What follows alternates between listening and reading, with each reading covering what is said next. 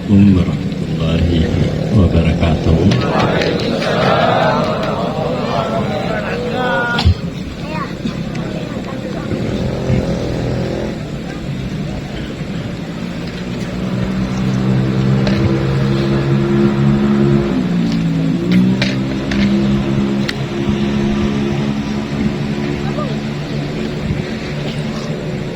Al-Fatihah.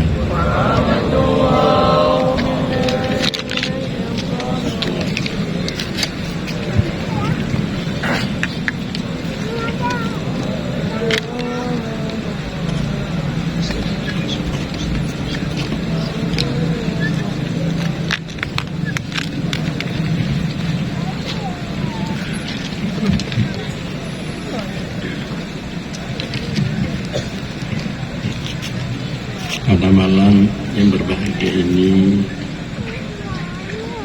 telah sama-sama berkumpul duduk di halaman wali kota Padang karena dia bersama kita itu tamu ya,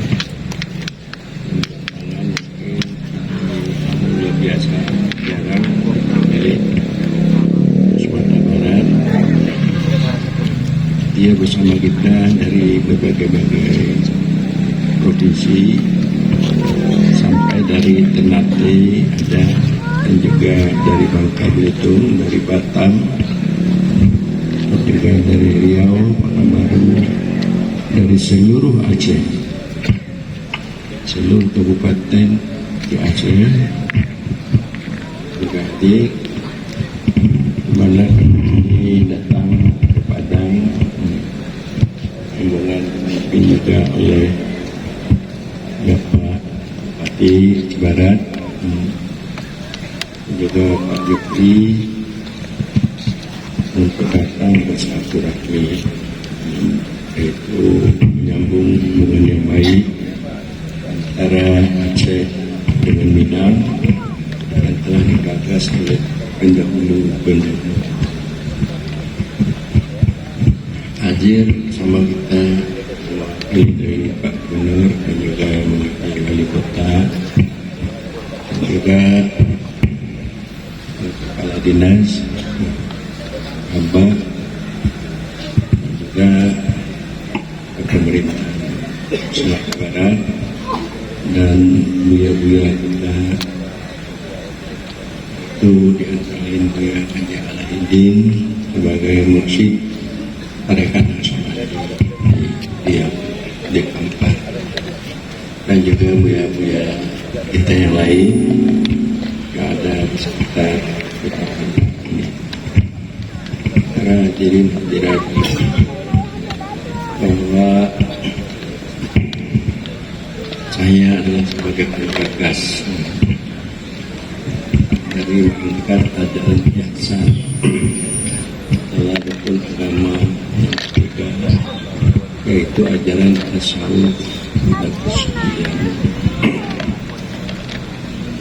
Karena ajaran ini kurang diangkat oleh mana saja, karena dengan ajaran ini penyebab kita selalu dapat berhati kepada Allah, bisa berakhlak yang bagus, dan juga bisa meningkatkan ibadah dengan jalan istiqamah, tutur hati khusyuk kepada Allah Subhanahu wa Ta'ala, dan juga untuk menambah keimanan agar supaya dapat terklarifikasi dengan taufik. Maka untuk melatih atau memperdapat apa yang diharapkan dengan ajaran ini, maka harus dimulai sampai kita beribadah, melakukan kewajiban waktu, dan juga dapat melunaskan hak-hak Allah, hak Allah dan hak kita, dan melakukan tugas kita mengadakan zikir. maklumi bahwa juga saya juga orang tarekat Naqsyabandi, samping mengamalkan zikir dengan ajaran tarekat Naqsyabandi dan juga mengamalkan zikir dengan zikir Qadiri dan juga zikir Syatari. Ketahuilah bahwa zikir, apa itu zikir? Kalau zikir dalam tasawuf dan kesufian, Allah berfirman dalam Al-Quran Al-Karim, wa dzkur rabbaka idza nasita. Ingat olehmu Tuhanmu apabila engkau lupa. Selain Tuhan, tafsir Isyari. Kalau kita mengingat Allah, kita harus dapat melupakan selain Allah, termasuk diri kita. Baik itu maknanya ada pada diri, ilmu, amal, hal dan syurut, dan juga kita dapat melupakan selain diri, itu keluarga, kerjaan, dan juga yang lain daripada diri. Dimaksud alam semesta. Bila mana kita dapat melupakan selain diri kita dan lain diri, maka zikir ini harus zikir yang sempurna. Tadi kebanyakan kita berzikir, tapi dalam berzikir banyak teringat lainnya. Makanya zikir kita masih dikira-kira. Zikir artinya ialah untuk kita dapat berhati kepada Allah. Zikir untuk mendapatkan maghfirah di dalam hati, mendapatkan yang diingat dalam hati. Zikir untuk menolak kelalaian dan kelupaan. Yang kita berzikir, kita teringat, tidak lupa kepada, dan kita tidak lalai daripada untuk melakukan kewajiban yang diwajibkan Allah. Zikir untuk mengusir kelalaian dan kelupaan, untuk mengerti, untuk mendapatkan yang diingat di dalam hati. Kalau kita berzikir tidak dapat untuk mendapatkan yang diingat Allah itu dalam hati kita, maka zikir itu sia-sia. Tadi di dalam mengangkat ajaran tasawuf dan kesufian, saya mengutamakan zikir kalimat la ilaha illallah. Sebab kalimat la ilaha illallah ini adalah kalimat tauhid. Jadi kalau kita belum dapat mengucap kalimat la ilaha illallah, maka kita belum sah tauhid. Dan juga kalimat Islam, kalau kita belum mengucapkan asyhadu an la ilaha illallah, asyhadu anna muhammadan abduhu rasuluh, Islam kita belum dianggap benar. Dan kalimat la ilaha illallah ini untuk, yaitu membersihkan batin kita, nafsu kita daripada kabar-kabar nafsu. Jadi kita semua manusia ini ada istilahnya dalam batin kabar-kabar nafsu, ingatan-ingatan nafsu kita yang banyak. Jadi kabar nafsu, kita sudah punya duit, ingin duit lagi, punya pangkat, ingin pangkat lagi, kabar-kabar nafsu. Ada harta, tambah harta lagi, sudah ada istri, tambah istri, istri lagi. Jadi banyak kabar-kabar nafsu, yaitu keinginan nafsu. Jadi dengan kita berzikir, jadi kita selamat daripada kabar-kabar rasul, atau dikatakan juga dengan kemenangan. Dan dengan kita mengatakan kalimat la ilaha juga untuk menghilangkan kata-kata hati.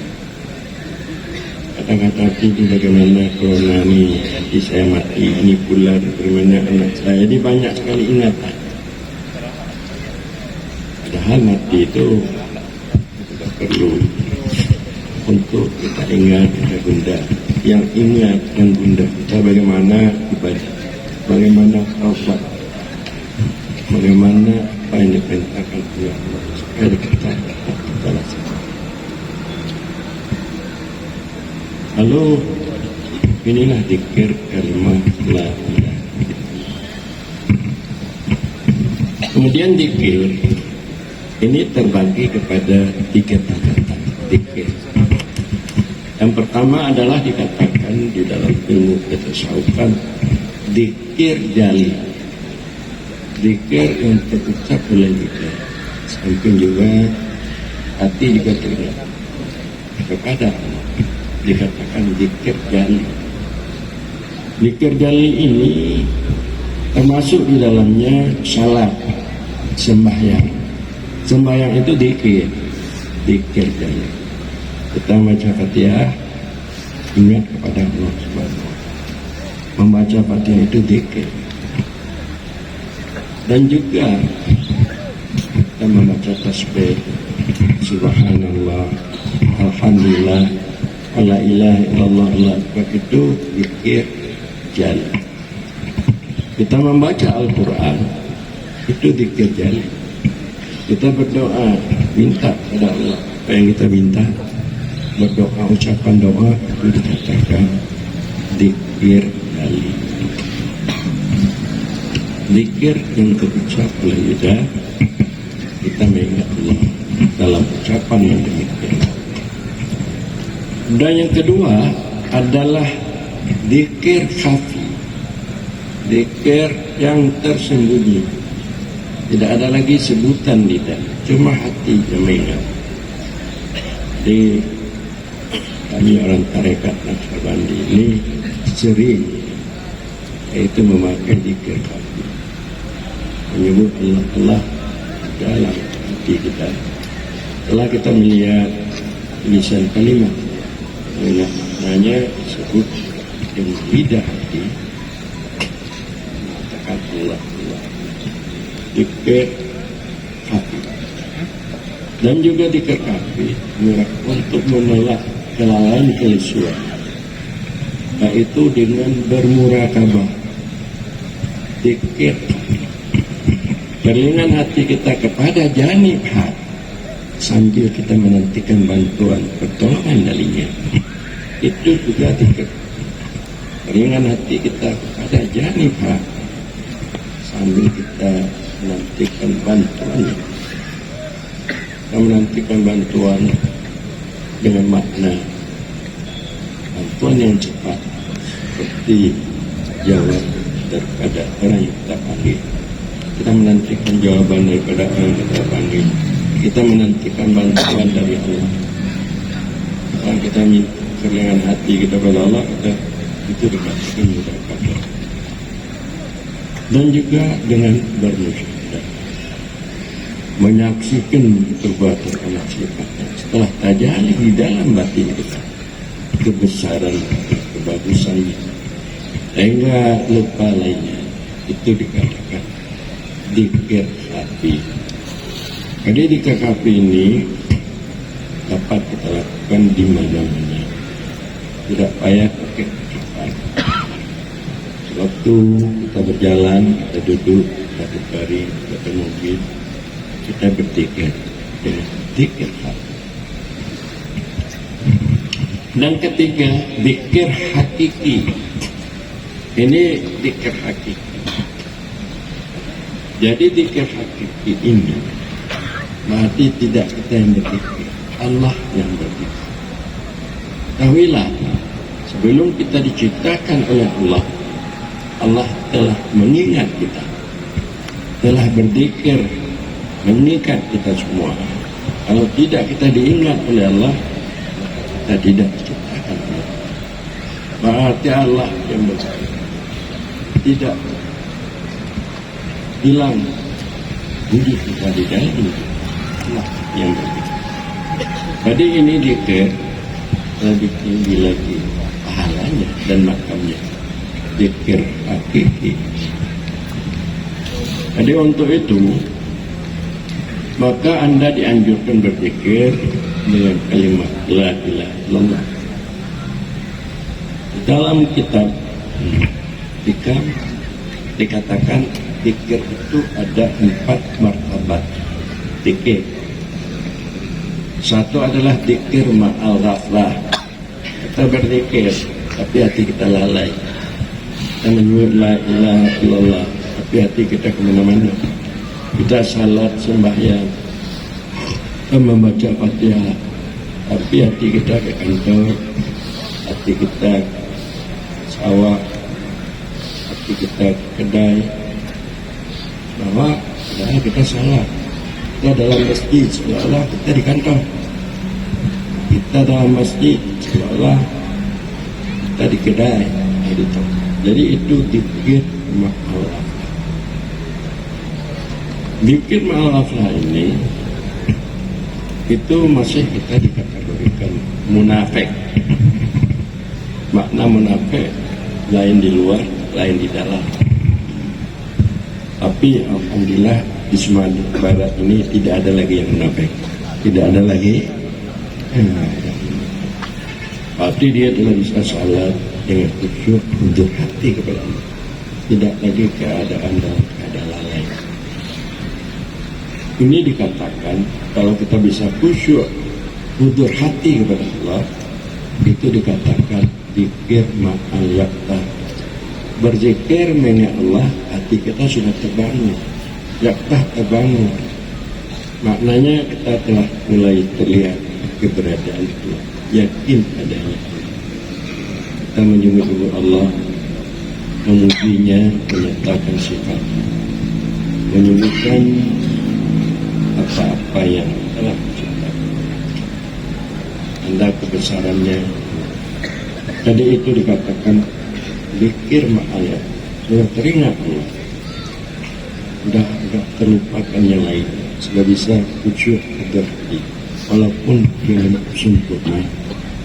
Jadi zikir ma'al ini itu sudah mempunyai pahala yang banyak.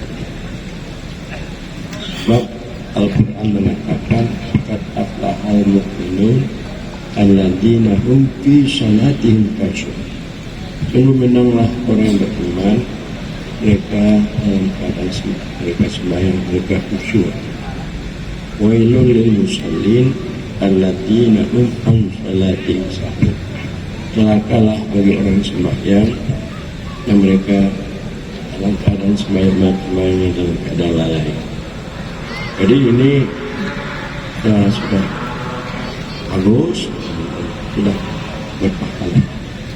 Kalau di dalam pelajaran fikih banyak ulama yang mengatakan pahala salat itu berdasar khusyuk. Kalau tidak khusyuk maka pahalanya tidak ada. Kalau kita bisa khusyuk 1 rakaat, 1 rakaat. Kalau kita khusyuk 2 rakaat, itu lebih tinggi. Kalau kita khusyuk hanya 1 rukun, apa? Jadi dasar pahala itu didasarkan dengan khusyuk. Yaitu zikir ma'al yaqtah. Dan ketiga adalah zikir ma'al hudur. Jadi ini zikir hadir hatinya kepada Allah, lupa lainnya. Maka inilah penyebab diadakan tarekat Naqsabandi, tarekat Syatari, Qadiri, supaya hudur hatinya kepada Allah dan lupa lainnya. Hudur hatinya berginak-ginak dia dengan Allah karena terlihat kasih sayangnya Allah. Tidak terlihat lagi kasih sayang istri, kasih sayang teman, kasih sayang anak, dan juga kasih sayang atasan. Dia hanya terlihat kasih sayang Allah, sehingga huzur hatinya berjinak-jinak. Jadi ini pahalanya berganda-ganda, karena dia telah bisa salat dengan zuhud. Salat zuhud tidak ada condong hatinya kepada dunia. Di dalam melakukan salat 2 rakaat, salat orang zuhud lebih bagus daripada beribu-ribu rakaat salat orang tidak zuhud. Sekalipun dia mujtahid, walaupun dia alim, tapi salatnya masih teringat ya kepada ilmunya, kepintarannya, hanya sedikit. Jadi tidak teringat lagi pada selain Allah. Itu dikatakan tidak condong hatinya kepada dunia dan isi-isi dunia. Lalu karena dia tahu Allah berfirman, baqiyatullah khairun lakum in kuntum mu'minin. Barang yang kekal bagimu di sisi Allah, amal-amal saleh, sembahyang, zikir, iman,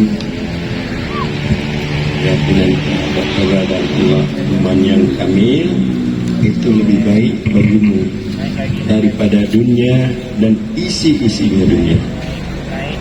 Jadi kalau kita bisa berzikir, beramal saleh, iman yang kamil, maka itu lebih baik daripada harta benda, daripada kedudukan, daripada pangkat, dan dari segala-galanya.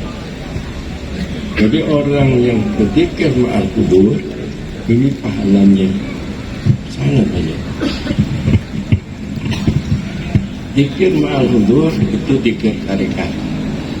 Zikir ma'al yaqdah itu zikir syariat. Kemudian kalau kita dapat meningkatkan zikir kita lagi, yaitu zikir ma'al ghaibah.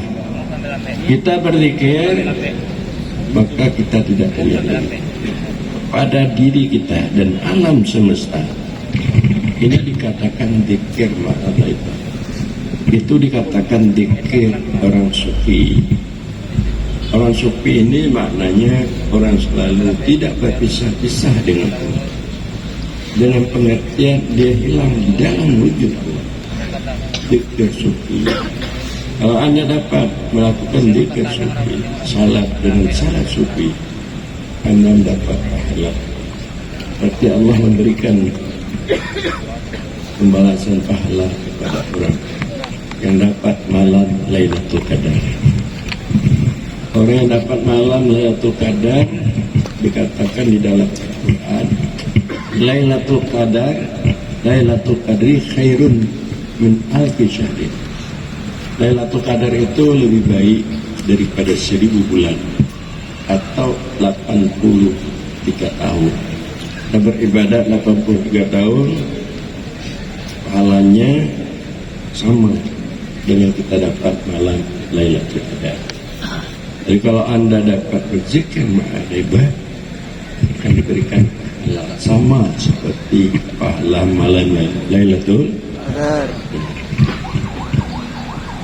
Jadi dari itu, bukannya saya mengutamakan zikir supaya dapat meningkatkan keimanan.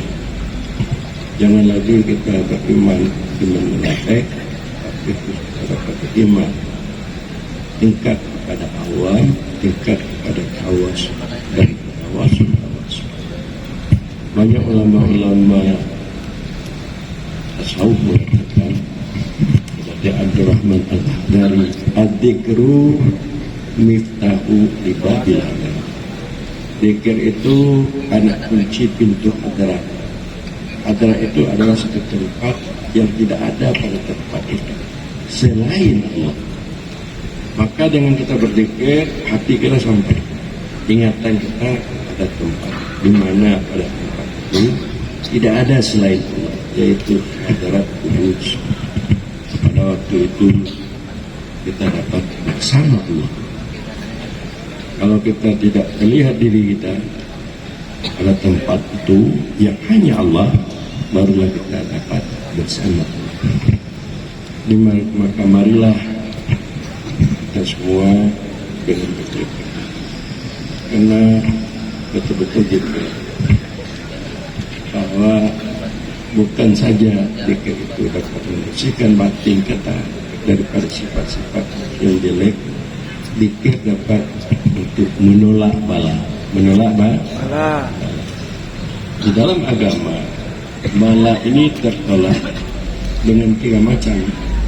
Pertama dengan bertobat, kita kembali pada melakukan yang baik, meninggalkan yang tidak baik. Kita menyesali tidak akan melakukan yang tidak baik, ingatan yang tidak baik, pemikiran yang tidak baik, kemauan yang tidak baik.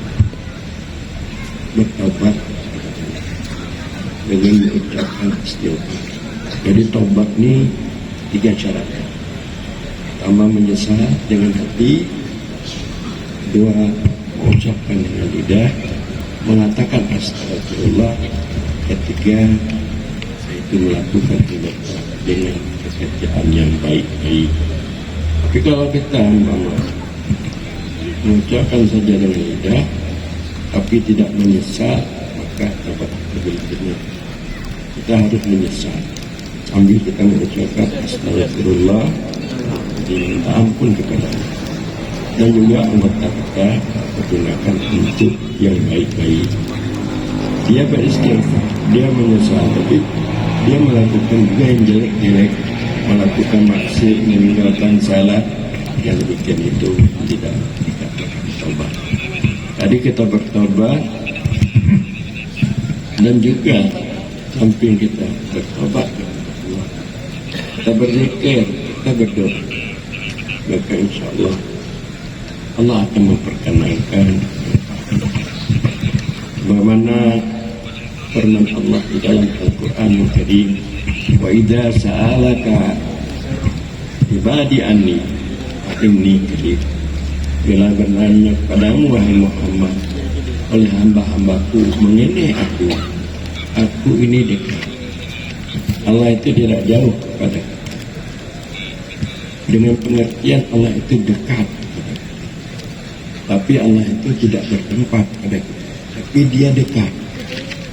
Allah itu ada di mana-mana, bukan dia banyak, dia satu.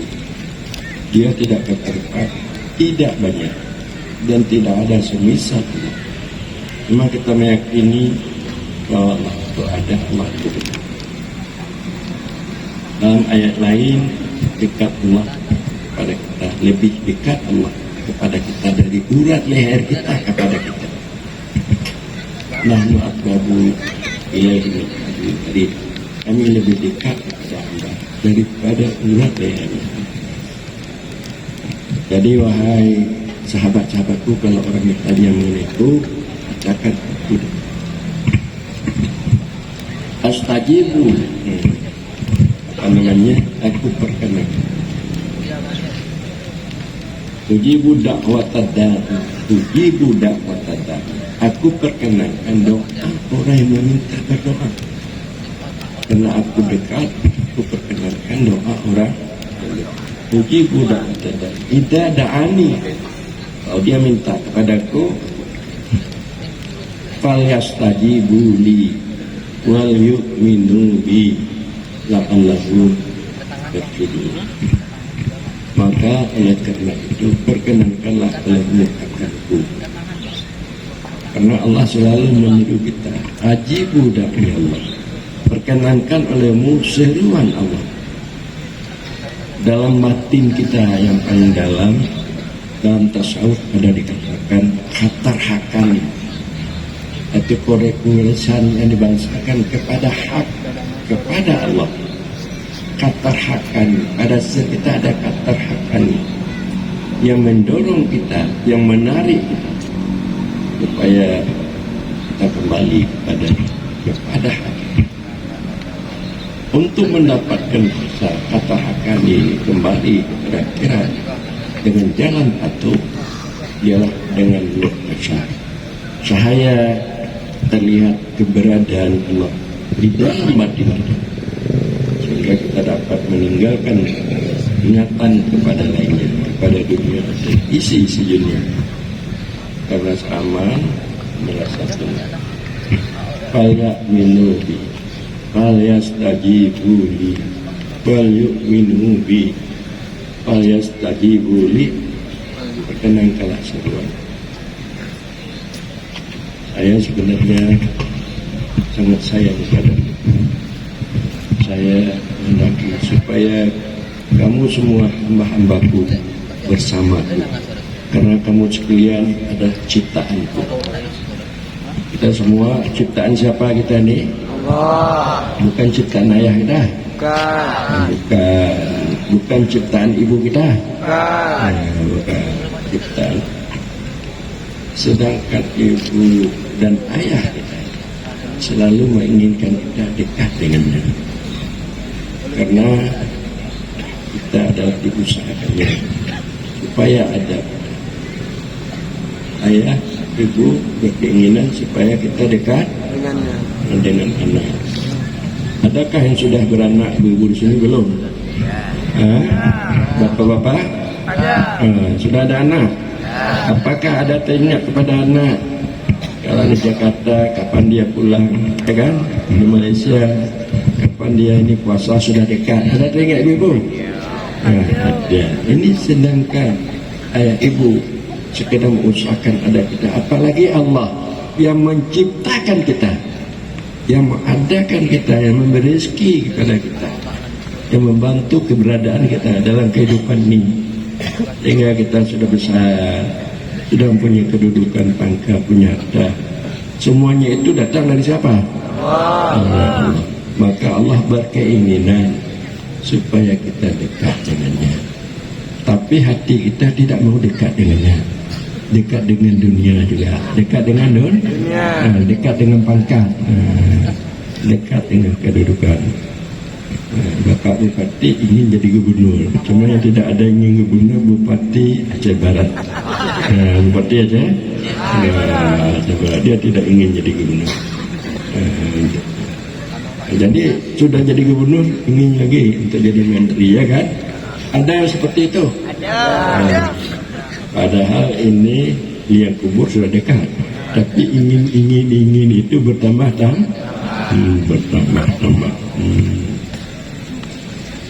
Inilah falyastajibuli, kita perkenalkan seruan Allah. Apa seruan Allah? Supaya kita dekat dengan, supaya kita bisa dekat dengannya dengan nur kaca, cahaya keberadaan Allah itu masuk ke dalam hati. Sama seperti umpamanya, itu kita ingin supaya kita dekat dengan ayah kita, dengan ibu kita. Baru kita bisa dekat dengan ayah dan ibu kita. Terlihat cahaya ibu, terlihat cahaya ayah. Dengan demikian kita dapat meninggalkan apa yang kita lakukan.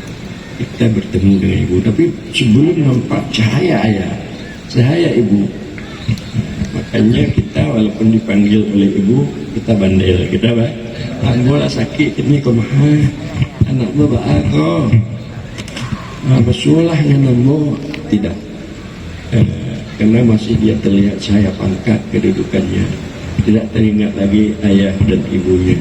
Tapi di Sumatera Barat tidak ada seperti itu, tidak negari batuah, negari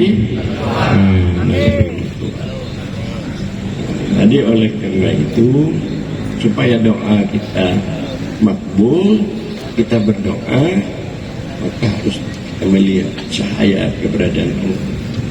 Artinya sifat-sifat kebagusannya, sifat-sifat kebesarannya di dalam kita. Pada waktu itu kita berdoa, kita berteman dengannya, kita memperkenankan seruannya, kita dekat dengannya, terlihat cahaya-cahaya kebagusan dan kebaikannya, berdoa kita kepada Allah. Pasti Allah akan mengampunkan, memperkenankan permintaan kita. Jadi para hadirin hadirat sekalian, bapak-bapak dan ibu-ibu, mohon maaf karena dari tadi dikatakan oleh ketua rombongan kami di atas pelayanan yang begitu bagus, pelayanan di Kota Padang ini, dan juga di Payakumbuh, dan juga pelayanan yang ada di Lintau, di Kota Baru. Kami ini sudah keliling nih, ya, keliling. Di semuanya itu bagus, semuanya bagus. Di Kota Padang ini bagus. Nanti besok, insyaallah kami ke Solo, jalan panjang, laju terus ke Jambi. Mudah-mudahan perjalanan kami ini perjalanan ibadah, bukan karena perjalanan karena lainnya. Dan kami banyak bertemu dengan orang-orang yang baik-baik yang ada di Sumatera Baratnya, baik dari segi keimanannya, baik dari segi ibadatnya, baik dari segi gaulnya, baik dari segi pelayanannya, terutama Tengku Supardi Kota Tangah. Siapa yang paling bagus? Tengku Supardi Kota Tangah. Terima kasih. Tengku Hashimi Kota Tangah. Terima kasih. Dan juga Pak Dede dan lainnya. Para hadirin penjerat sekalian, adalah kita sama-sama berzikir.